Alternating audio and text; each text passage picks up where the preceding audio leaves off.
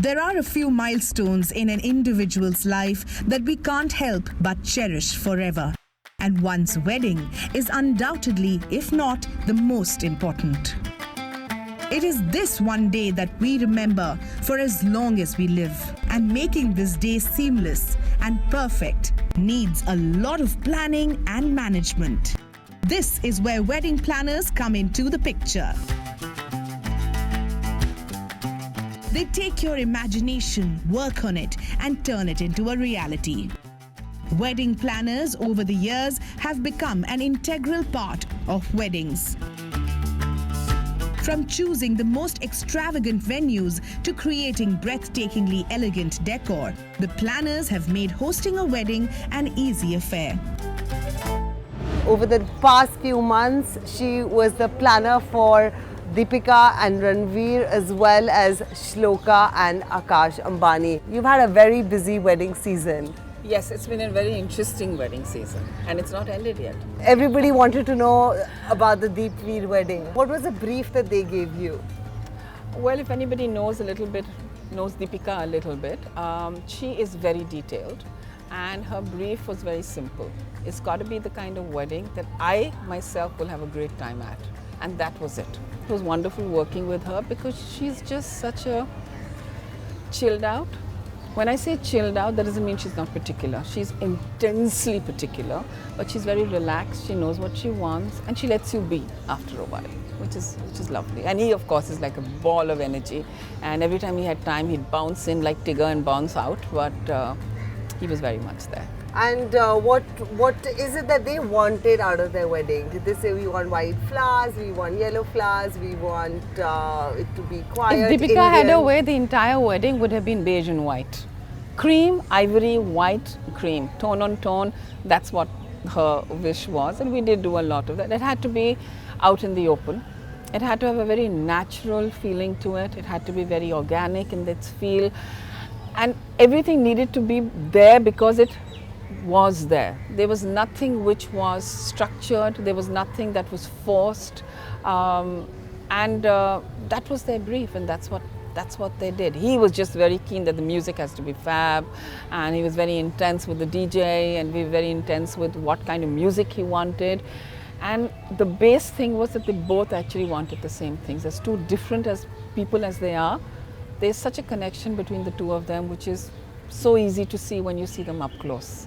They're really, really connected, those two. And what about Shloka and Akash's wedding? What was the brief you were working around for that?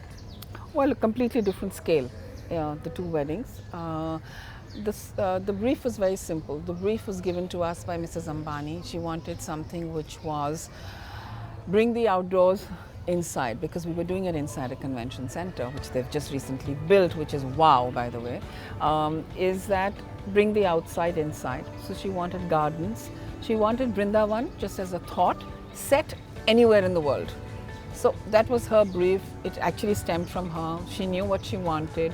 We just kind of executed and added a little bit as we went along. Everything was made simple for us. They listened, you know, and if they said, we don't know, they took advice. And then we learned a lot from them. At the Destination Wedding Planners Congress, we are surrounded by some of the best wedding planners from all across the world. Time to listen in and hear as they share some of the key wedding trends for 2019.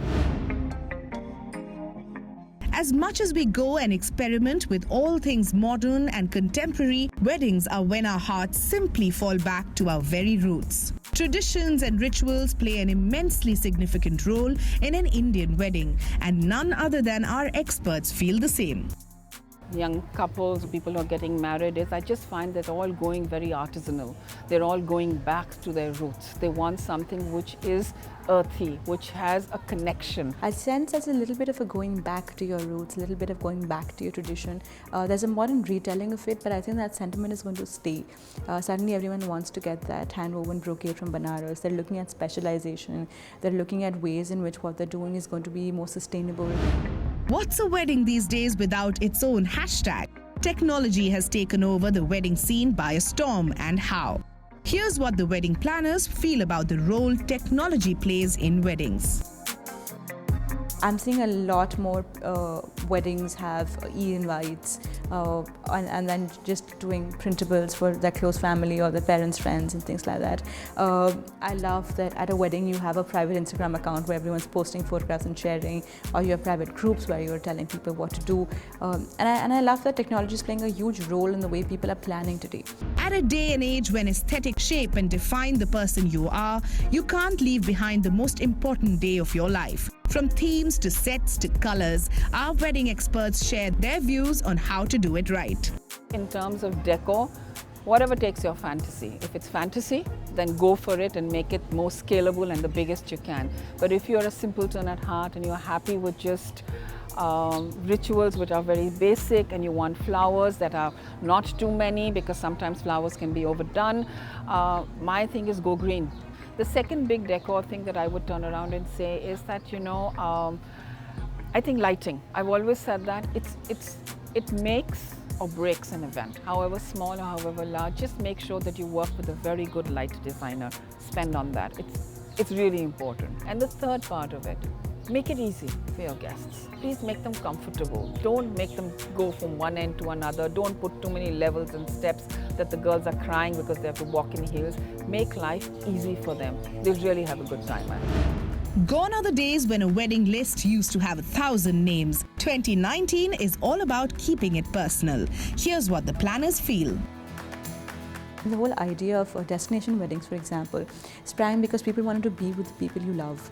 You don't want to hold gatherings for 25,000 people and you don't know half the audience there. From the glorious weddings in splendid palaces to a wedding by the bay, India offers a wedding location for every mood. Which are the key destinations that people are looking at? Nothing's changed. Rajasthan, tops everywhere. Udaipur, Jodhpur, Jaisalmer is coming up. You're looking at a Jaisalmer, you're looking at a Kerala, where people are looking beyond the world of a Jaipur and a Goa to explore more unique cultures. Italy is still a favorite with everybody.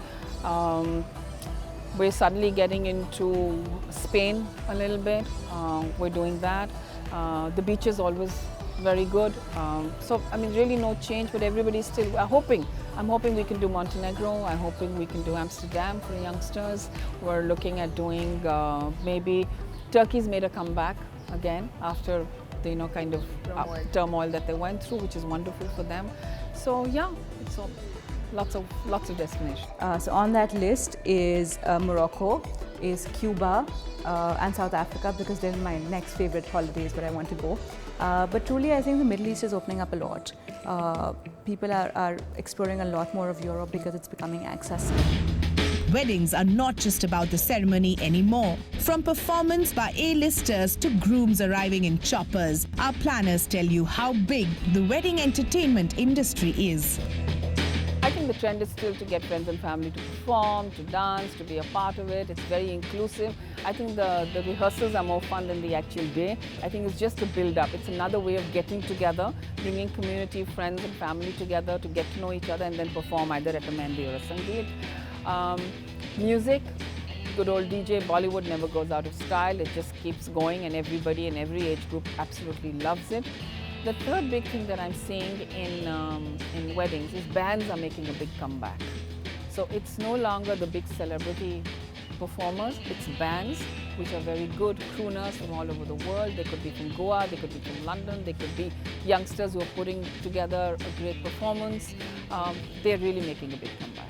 I got married in my hometown because I don't get married at home. We got married at my uncle's farm in the middle of mustard fields.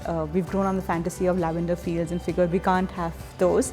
But this is in Lucknow, right outside on the outskirts. And it was a very simple affair. We had the people we loved around us. He's Christian and I'm Hindu, so we exchanged vows. It wasn't a traditional ceremony. There was literally no decor at my own wedding. I remember buying the centerpieces on the morning of my wedding because I had completely forgotten that we needed something on the tables. But I have to say that it was one of the most happiest days of my life. There was good food, there was good company, and I think that's truly the secret of a good wedding. What is the USP of your style of wedding planning? So the weddings I do are very, very personal. So let's say if you were getting married tomorrow, the wedding I do was designed for you, was it would be an extension of your personality almost. So the same wedding is not something I could do for, I don't know, Tom, Dick and Harry. It only be specific to you. And it's filled with things you love and your experiences. And for me, it's very important that weddings have personality. And spaces have personality, and while we've figured out ways to get it into our homes and in the way we dress, I'm sort of bringing that sort of sentiment into weddings. And I work with a lot of local craftsmen, a lot of local artists. I bring together families and stories and actually tell them through spaces. So it's very unique, and it's a lot of fun because it involves a lot of understanding of families and research on families, and that's what I enjoy the most. Today, everybody is kind of struggling with what is a good amount to build, and I don't think that's the way to really look at it. You have to look at how much are you happy with in terms of what you're giving to your client. You will always, the client is never going to say yes to the first quote that you're going to give, you know. So you've got to make them understand, and my way to do is divide your entire billing to them. Tell them what you're giving them, how many days you're spending, what teams you're putting on them, how it should be divided, so that they understand that for every buck that they're paying you, they're actually getting great value for it. They understand that, they'll pay you. There's no problem.